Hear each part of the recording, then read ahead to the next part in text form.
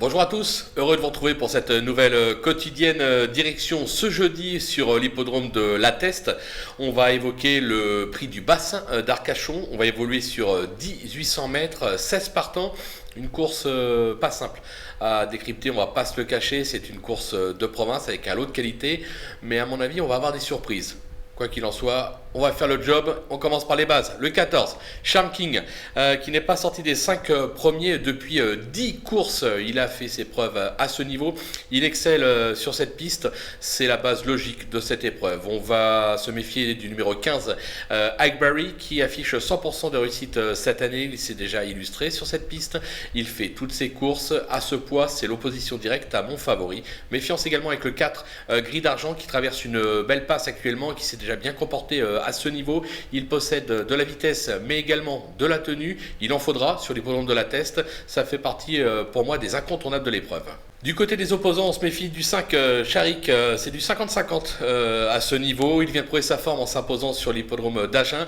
Il est entraîné par un homme adroit, François Rohaut, donc on ne peut pas l'écarter. L'As, Ascot Angel, 100% dans les quintés avec pas moins de 3 victoires. Il alterne le bon et le moins bon sur cette piste. Maintenant, moins de marge, bien évidemment. Mais je pense qu'il en a encore suffisamment pour pouvoir venir accrocher un lot. Le numéro 12, Imhotep, pas plus loin de 4e cette année après 5 sorties.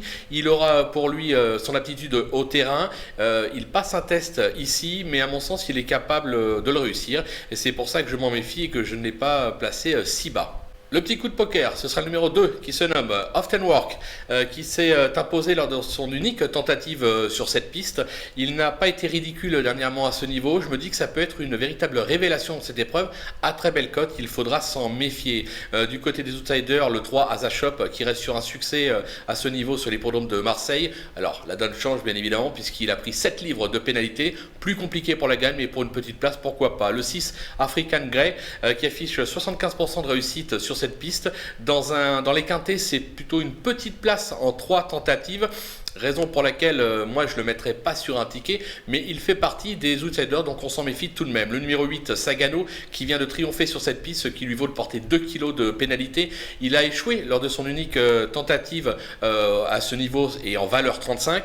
Là il est en 38, ça se complique, mais attention, l'entourage est plutôt optimiste, donc on va le garder en bout de combinaison. Tout comme le numéro 9, Hurward, qui a toujours échoué à ce niveau et sur cette piste. Vous allez me dire, pas terrible. La distance, elle me semble un tout petit peu limite pour lui également.